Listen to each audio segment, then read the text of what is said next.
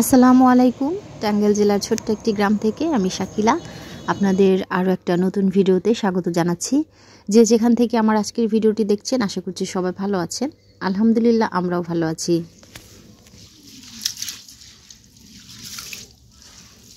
বাড়িতে মেহমান আসছে, কিছু আতপ চাল ভিজাইছি পিঠা বানানোর জন্য। তো এখন চালগুলো ভালো করে ধুয়ে কিছু টাইম ভিজায় রাখবো।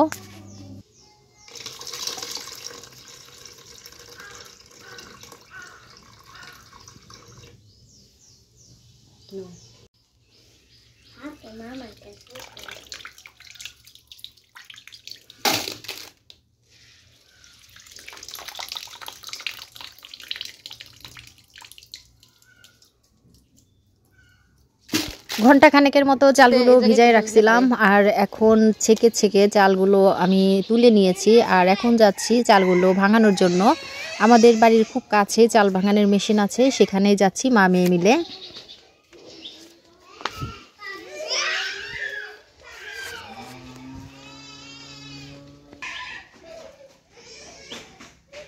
বাড়ি থেকে বের হয়ে প্রায় 1-1.5 মিনিটের মতো হবে আমাদের মেন রাস্তা, আর মেন রাস্তার পাশে চাল ভাঙানোর মেশিন। আমি যখন চাল ভাঙাতে গেছি তখন যে দেখি যে কারেন্ট নাই, তাই সাথে সাথে ভাঙায় নিয়ে আসতে পারি নাই, রেখে আসছিলাম।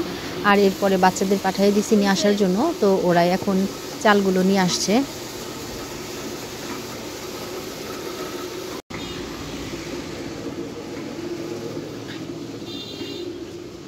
চালগুলো আনতে যে আমার মেয়ে হাতে করে মোবাইলটা নিয়ে গিয়েছিল, আর রাস্তা থেকে এই ভিডিওটা করে নিয়ে আসছে। দেখেন কত লম্বা সুপারি গাছ, অথচ সেই গাছে ওই বাচ্চাটা কত তাড়াতাড়ি উঠে গেল। এটা তো দেখে আমি খুবই অবাক হয়ে গেলাম।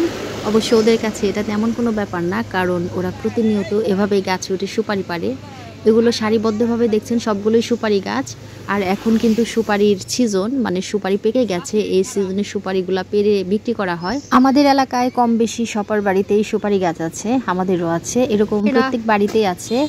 আর আমরা এরকম বাচ্চাদেরকে দিয়েই কিন্তু সুপারি পাড়াই। আর এটা তেমন কোনো ব্যাপার না, কারণ ওরা সব বাড়িতে উঠেই পেরে দেয়, তার বিনিময়ে টাকা নেয় বা সুপারি নেয়। আজকে বানাবো চিতই পিঠা, আর সাথে মুরগির মাংস রান্না করব। তো এখানে আমি মুরগির মাংসটা সব মশলা দিয়ে মাখিয়ে নেব। সেজন্য এখানে আদা বাটা, জিরা বাটা, তারপর রসুন বাটা, আর কি যে সব মশলা দিয়ে আমরা মাংস রান্না করি তার সব মশলাই এখানে দিয়ে আমি ভালো করে মাখিয়ে একটু সময় রেখে দেব। মাংস রান্নার বিষয়ে আমি আগের দিনের মুরব্বিদের রেসিপিটাই ফলো করি। আমি আমার দাদি নানি এদের রান্না করতে দেখেছি, কিন্তু মনে নাই তারা কিভাবে করতো। তবে শুনেছি যে তারাও নাকি এভাবে মাখিয়েই রান্না করতো। আবার আমার শাশুড়িও এভাবে রান্না করে। মূলত আমি আমার শাশুড়ির কাছ থেকে এই রান্নাটা শিখেছি।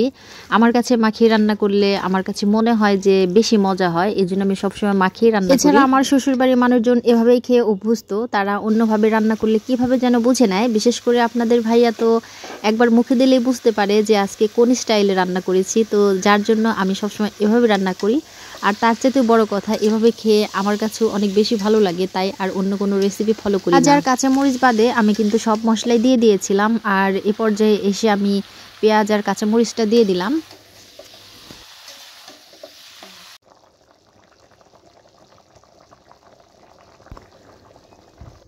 মাংসটা রান্না করে নিয়েছি, এবার আমি এই পিঠা বানাতে চলে আসছি। আর আমি এই পিঠাগুলো বানাবো মাটির চুলায়। আর মাংসটা দেখলেন আমি কিন্তু গ্যাসেই করে নিয়েছি। যেহেতু দুপুরে খাবারের কথা বলেছি সবাইকে, সেহেতু আমার একটু তাড়াই আছে, তাই 2 চুলাই আমি সমান হাতে কাজ শুরু করে দিয়েছি।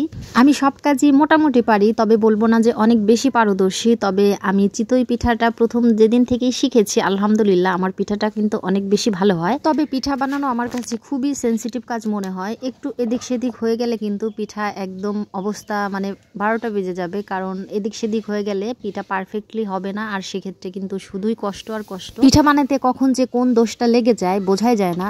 কতদিন পিঠা খুব ভালো হয়, আবার কতদিন খুব খারাপ হয়। আমি অনেক পারদর্শী লোককেও দেখেছি এই সমস্যায় পড়তে। যখন আমি পিঠাটা বানাচ্ছিলাম আমার ভিতরে খুবই টেনশন কাজ করছিল, পিঠাটা কেমন হয়। প্রথম পিঠাটা আমি তো খুব করে আপনাদের সাথে শেয়ার করেছি যে আমার পিঠা ভালো হয়। তো এই মুহূর্তে আমার ব্রেনে খুব চাপ, একে তো দুপুরবেলায় খাওয়া দাওয়া, তো আর কোনো শ্যুট আমি করিনি। এ পর্যন্তই আমার ভিডিওটা ছিল। তো আজকের মতো আমিও এখান থেকে বিদায় নিয়ে নিচ্ছি। সবাই খুব ভালো থাকবেন। আল্লাহ হাফেজ, আসসালামু আলাইকুম।